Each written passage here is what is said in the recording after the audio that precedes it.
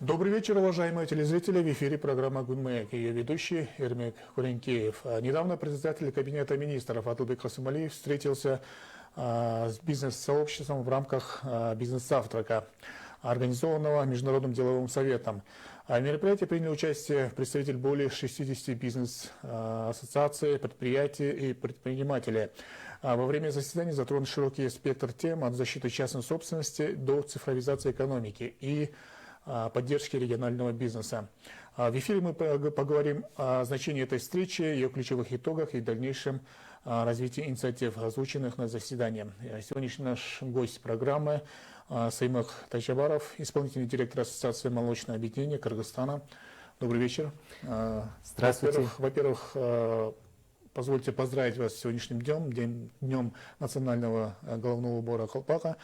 Скажите, пожалуйста, какова основная цель данной встречи и почему она важна для бизнеса? Недавно, в конце февраля же председатель Кабинета министров встретился, вы тоже непосредственно участвовали. Да, конечно. Во-первых, хотелось бы тоже поблагодарить вас за приглашение. И, во-вторых, поздравить наших соотечественников с нашим национальным днем праздником Аккалпака, День Аккалпака. И да, 22 февраля мы встретились с премьер-министром Садылбеком Алишевичем. Коротко расскажу об ассоциации. Наша ассоциация представляет молочный сектор. Мы объединяем всех фермеров, перерабатывающих предприятия, заготовителей, то есть всех участников цепочки добавленной стоимости нашей отрасли. И недавно прошедшая встреча, основная цель заключалась в диалоге между представителями частного сектора и государством, нацеленная на обсуждение уже проблем, связанных от бизнеса поступивших, связанных с инвестиционным климатом, связанных с упрощением административных барьеров, где часто сталкивается бизнес в регионах. И особенно эта встреча была важна и для молочной отрасли, так как 26%, наверное, пищевой промышленности, в структуре пищевой промышленности, молочный сектор занимает более 26% в этой структуре. И это наибольший удельный вес со всех отраслей сельского хозяйства нашей страны. Такой формат бизнес, то есть встречи с премьер-министром, это у нас проводится в первый раз, то есть в формате бизнес-завтрака. И такой диалог, он способствует открытию, то есть обсуждению открытых вопросов. Я хотел бы тоже еще раз поблагодарить нашего премьер-министра, потому что он в течение 2 часов просидел, выслушал наши комментарии. То есть в формате вопрос-ответа, да, было? Да, то есть, но здесь больше он слушал бизнес, так как это было именно в формате бизнес-завтрака, да, то есть он постарался выслушать их. В неформальной обстановке, поэтому и люди тоже чувствовали себя более так раскрепощеннее. Я скажу честно, в конце уже, наверное, не осталось никаких предложений, идей и комментариев. Такое я вижу в первый раз. Скажите, пожалуйста, какие ключевые вопросы обсуждались на этой встрече? Я, наверное, не буду. В целом вопросы были связаны с экономикой, были вопросы связаны с налогами. И я запомнил 2 таких хороших вопроса, то есть предложения от наших коллег. Первое – это акцизный налог на безалкогольные напитки с добавлением сахара, куда входят напитки как кола, фанта, то есть такие напитки. Газировки. Да, газировки. Плюс, оказывается, в этот акцизный налог входят и наши национальные продукты, как щербет и компот. То есть представьте, этот продукт, сделанный от нашего отечественного сырья, имеет акцизный налог, при этом это же сырье, оно же получается от наших же фермеров, то есть, получается. И здесь, конечно же, вводить акцизный налог на такие продукты, это, мне кажется, чересчур, да? Поэтому... То есть вы предложили убрать? Нет, наши коллеги, этот проект, он уже обсуждается, и коллеги предложили как раз либо уменьшить налог, либо же в целом убрать налоги на вот эти компоты и щербеты. Второй вопрос, мне этот еще запомнился, то есть предложение было от наших коллег, это введение новой системы оценки государственных органов со стороны бизнеса. То есть я, наверное, это раскрою так. Любой бизнес нуждается в обратной оценке. Если он получает обратную оценку, при этом учитывает все вот эти нюансы, а далее уже развивается и работает по этим нюансам, то есть решая эти вопросы клиентов, то это будет хорошим бизнесом, с хорошей доходностью. Так и, наверное, с нашим государством. То есть, если бизнес будет давать обратную связь, оценку государственных органов, то в случае, если они будут учитывать наше мнение бизнеса, то да, в нашем государстве будет хороший менеджмент, то есть государственные органы будут работать еще лучше. И мы будем стремиться с такой системой уже к развитию всеобщего Кыргызстана. На этой встрече же, помимо Адылбека Алишевича, были министры соответствующих органов, соответствующих министерств. Вот скажите, пожалуйста, какие конкретные инициативы и предложения были озвучены вот, бизнес-ассоциациями, включая вот вашу ассоциацию «Молочное объединение Кыргызстана»? Я, наверное, начну уже вот со своих предложений. Мы поднимали вопрос ускоренного утверждения концепции молочной отрасли до 2029 года. Эту концепцию инициировали наши же молочники, то есть частный сектор, это фермеры те же самые, переработчики, заготовители. Так как в нашем секторе вот ассоциация работает в течение 4 лет, и в последние вот 4 года я сам увидел, что проблема разрозненности, она очень большая, да, и многие там государственные органы, возможно, не учитывают этот фактор разрозненности между участниками, да, и даже маленькие проблемы могут вызвать серьезные обсуждения, которые затягиваются на полгода либо год, да, и поэтому наши участники что сказали? Они сказали, давайте сделаем концепцию, которая, если говорить чуть-чуть грубо, то в сравнении, да, это будет такой конституцией для участников молочного сектора. Эта концепция будет вектором. Свод правил, да? Да, свод правил, включающая дорожную карту. И мы ее уже официально передавали в Министерство сельского хозяйства в сентябре 2024 года. И, к сожалению, до вот нынешней поры никаких ответов по утверждению, то есть результатов мы не видели. И такая площадка, она нам послужила как раз таким хорошим инструментом, чтобы донести то, что сказал, то есть вот это именно премьер-министру, чтобы он взял под личный контроль ускоренный процесс этого утверждения концепции, так как это очень важно для консолидации вот нашей отрасли, молочной отрасли.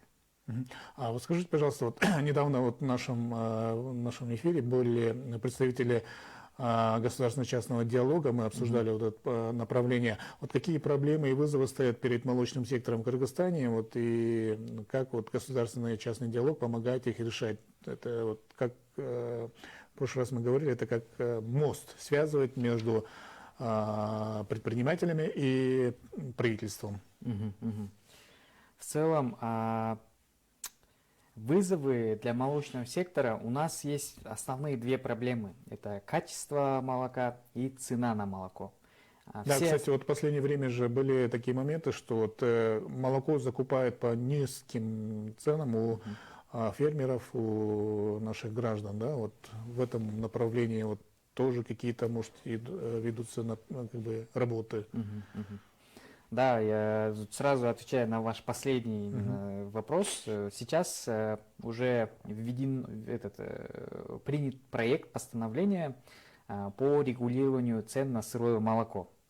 То есть в этом постановлении говорится, что до 15 апреля будет установлена цена с базисом на жирность 3,4%, который будет действовать по всему Кыргызстану. То есть на каждый, отдельная цена будет на каждый район. И сейчас еще эта цена обсуждается на уровне перерабатывающих предприятий, то есть уже локальных, то есть айлукметов, фермеров, и до 15 апреля уже эта цена будет принята, да? А цена будет держаться до 15 октября, если я не ошибаюсь, до 15 либо до 10. И так цена будет утверждаться в год 2 раза. А еще такой вопрос, вот по регионам сейчас идет тенденция вот строительства молочных предприятий. Вот недавно было открыто в Токтугуле вот молочный комбинат с участием вот французских предпринимателей, совместное предприятие. То есть вот весь Токтугульский район был уже как бы обеспечен молочными продуктами, в том числе вот кефиром, йогуртом, и сыром и так далее. Вот в этом направлении вот у нас во всех регионах охват вот молочными продукциями. Допустим, вот в Нарынском регионе там, по-моему, нету молочных, бывший как бы советский молочный комбинат, может быть, работает, а вот чтобы современное, вот с оборудованием и так далее. Ну, у нас, да, как вы и сказали, вот недавно открыли такой молочный комбинат в Токтугульском районе, это в самом Токтугуле это было, кстати. Я сам вот из Жалбатской области, из Токтугула, и знаю лично вот предпринимателя, который работает... Калайнур, да, по-моему? Да, Калайнур Сатаров. Да. И у нас вот есть проблема тоже, это проблема работы системы молочного сектора в Кыргызстане. И даже если мы посмотрим на инвестиционный климат в нашем секторе, как раз эта проблема, она вызывает некий барьер, да, для инвесторов. Допустим, как вот в секторе у нас 130 тысяч в целом производителей сырого молока, и только 3% из них работают на профессиональном уровне. Я имею в виду, это те фермеры, у которых стоиловое содержание коров, у которых там более 20 коров, которые рассчитывают, то есть считают именно экономическую выгоду от этого данного бизнеса. Вся остальная часть, 97%, она больше как держит коровы, как там по 2-3 коровы, с таким традиционным подходом в плане, если у нас есть корова, то мы можем ее продать там, в будущем. Это служит как бы такой экономической подушкой, да? Заплатить за обучение там, детей, либо же там, и это еще каждодневные деньги. За счет молока они покупают там. Да, есть такие в селах по 3-4 коровы, и они вот чисто вот из-за молока они и живут. То есть и получают немалые деньги. Да. И это вот вопрос, связанный даже с социальным, да, аспектом, можно так сказать. Вот из-за мелко, наверное, товарности в нашем на данный момент секторе нету гарантийных договоров между фермером и перерабатывающим предприятием по поставке молока. Да. Поэтому вот это такие резкие барьеры для вот инвесторов, которые приходят в наш сектор. И здесь выигрывают те люди, которые уже смотрят на уже глобально, то есть смотрят, инвестируют, то есть на инвестиции, начиная с производства сырого молока, заканчивая до перерабатывающих предприятий, да? То есть охватывают всю цепочку. Я, наверное, тоже хотел бы еще добавить к этой встрече с Атылбеком Алешевичем. Вот пример, да? У нас недавно вот начали проводиться национальные курултаи с народом и президентом. И такая идея приходит для бизнеса, да? Почему нам бы не сделать такую площадку хотя бы один раз в год, где будут собираться бизнес-сообщества, представители бизнес-сообщества и непосредственно напрямую с президентом. Потому что это очень важно для развития экономики нашей страны, так как вот если на примере, я приведу пример семьи, да, вот есть отец, есть сыновья. В нашем случае отец это президент, сыновья это кабинет министров. И отец что он делает? Он показывает нам вектор, куда нам нужно будет идти, да. И тот бизнес, который работает уже с сыновьями, То есть сыновья это такие исполняющие люди, да? И когда мы обращаемся с какой-то проблемой дважды, обратно же с этими сыновьями, у этого сына он выполняет чисто роль исполнителя. И, возможно, в некоторых моментах они не будут учитывать наши там, предложения, либо ошибки, которые они там, выполняют при выполнении там, политики президента, да, вектора президента. И в таких случаях нам как раз нужны вот эти национальные курултаи с бизнесом напрямую с президентом, чтобы мы могли сказать, да, у нас существуют проблемы, там, в определенных отраслях, да, и мы хотели бы предложить вот так, вот так. То есть это будет служить гарантией развития нашей страны. Вот скажите, пожалуйста, вот именно в молочной сфере есть ли какие-то вот подводные камни или какие-то вот нерешенные проблемные вопросы? Да, у нас в последние годы у нас в Кыргызстане очень много как бы идут реформы в положительную сторону, но все-таки, может быть, какие-то у вас есть предложения, может быть, или там какие-то нарекания? Да, как вы и сказали, последние годы, вот я бы хотел тоже отдельно поблагодарить Бактыра Эргешевича за его активное содействие в молочном секторе. После его прихода нам действительно вот ощущается динамика развития, динамика принятия решений в нашем секторе. И даже вот как раз регулирование цен на сырое молоко, это было с его инициативы, да, было сделано. Да, у нас есть такие комментарии, предложения, это связанные вот с ценой, вот на вот это постановление, да. Как бы нам не хотелось учитывать мнение, вот, там, социальные аспекты нашего народа в плане производства там, и цены, есть и экономическая сторона. Если взглянуть с экономической стороны, то на данный момент механизм этого постановления, он чуть слабоват, он сырой. Вот у нас есть предложение добавить в данное постановление, когда вот учитывается цена с базисом на жир, да, добавить туда и белок, добавить и другие факторы, влияющие на качество молока. Это обсемененность, бактериальная обсемененность, кислотность, плотность. Вот такие вещи, мне кажется, нужно добавить, чтобы фермер стремился к улучшению качества сырого молока. Тем самым он будет получать больше денег за такое молоко. Вот. В молочной отрасли мы даже умудряемся даже экспортировать свою продукцию в соседние страны, да? Да, да. Сейчас, если взглянем на цифры, то у нас основной экспорт, он идет в наши же ближайшие страны. Это Узбекистан, Казахстан, Россия. Недавно мы начали еще экспортировать в США, но это больше нашу национальную продукцию, махсымы, чалапы и куруты. В наших планах экспортировать еще в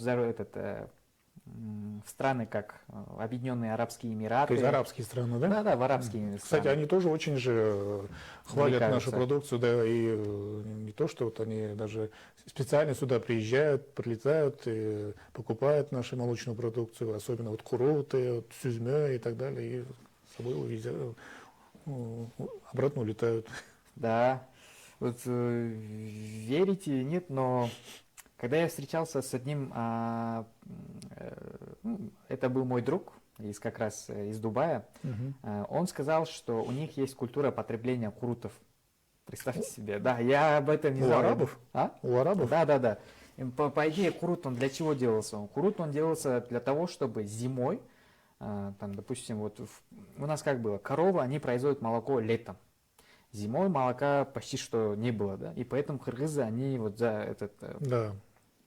делали вот из молока курут и кушали его зимой. Мешками. Мешками, представь, мешками, да. То же самое у арабов, да, они вот в такие холодные дни, там, допустим, при производстве хорошего молока, они делали из него куруты и сохраняли его для жарких дней, чтобы они потребляли белок, да. Курут это на 90% состоит из белка, да. И вот они увлекаются, интересуются нашей продукцией, и таким основным, наверное, продуктом, который будет экспортироваться, наиболее экспортируемым продуктом в эти страны будет курут. И это не только в эти страны, но и в страны там, как США, да, потому что тоже обсуждали этот момент. Когда мы говорим не про сам курорт, а про его состав, очень многие представители там, разных стран увлекаются этой продукцией. Я бы тоже хотел наших коллег из молочного сектора призвать к производству этой продукции и к экспорту. Кстати, вот недавно мы тоже узнали, что по социальному контракту некоторые наши граждане стали предпринимателями, то есть они производят куруты разного вида и тем самым продают внутреннему рынке даже соседние страны, то есть соседние области, да. Скажите, пожалуйста, именно таких мелких предпринимателей ваша ассоциация как-то поддерживаете или, может быть, какие-то мероприятия проводите? Для таких начинающих, наверное, молочников на данный момент мы стараемся более подходить к вопросу систематично. То есть на уровне уже государственных программ мы стараемся давать свои рекомендации, когда обсуждалась программа финансирования объединенных товаропроизводителей, да, то есть кооперативов, где 2-3, допустим, мелкотоварных подсобных хозяйств собираются, производят молоко. И есть еще один субъект, который получил контракт, социальный контракт, да, и при этом он производит эти куруты. Мы говорим, что если есть субъекты социального контракта, то нужно облегчить некоторые вещи в плане получения кредита от данной программы. То есть, как я и говорил, мы стараемся подходить к этому вопросу более на системном уровне. Еще такой вопрос, если дело касается именно международных отношений, какие международные примеры можно использовать для улучшения ситуации в молочном секторе в Кыргызстане? Какие-то, может, обмен опытами или какие-то другие моменты? У нас в мире есть две страны, наверное, самых таких... Молочные державы? Молочные державы, да, правильно сказали. Это Новая Зеландия. Да, и Голландия. Но я не буду уходить очень далеко, я возьму пример страну из бывших стран СССР, это Украина, да. Их система работы в молочном секторе была одинаковая, как и у нас, то есть также проблема мелкотоварности, также проблема порядка получения и переработки в целом системы работы, да, в молочном секторе. И что они сделали? Они взяли ответственность, государство взяло ответственность и поставило цель именно на развитие молочного сектора в плане экспорта. Также хотелось бы увидеть и в Кыргызстане, да, то есть когда государство говорит, в 2030 году наш экспорт увеличится вдвое, и мы будем делать все необходимое, чтобы добиться этой цели. И всегда здесь будет стоять, наверное, такой вопрос, два конца одной палки. Нужно сбалансировать и социальный аспект, и экономический аспект. Наша концепция это учитывает. То есть она консолидирует всех участников, и мы говорим, у нас будет сбалансированный путь развития, где мы добьемся и социальных успехов в плане качества молока, и также в плане увеличения экспорта молока к 2030 году. Кстати, на данный момент мы экспортируем около 50 тысяч тонн готовой молочной продукции. К 2030 году мы говорим, что эта цена, то есть это количество, оно увеличится вдвое, то есть 100 тысяч тонн молочной продукции будет экспортироваться в страны, в развитые страны, в Японию, в арабские страны, в США, вот такие. Потому что культура потребления, она чуть-чуть схожа с нашей страной. Спасибо, уважаемый Саймак, за такую интересную беседу. Надеюсь, что бизнес-ассоциации впредь уже на регулярной основе будет встречаться с нашими руководством Кабинета министров, и в том числе, как вы предложили, может быть, и создадут такой так называемый бизнес-курултай, который напрямую с президентом будет общаться. Уважаемые телезрители, мы сегодня обсуждали диалог с бизнесом. У нас сегодня в студии был исполнительный директор Ассоциации молочного объединения Кыргызстана Самил Тайчабаров. Большое спасибо вам. На этом наша программа подходит к концу. Оставайтесь на нашем канале.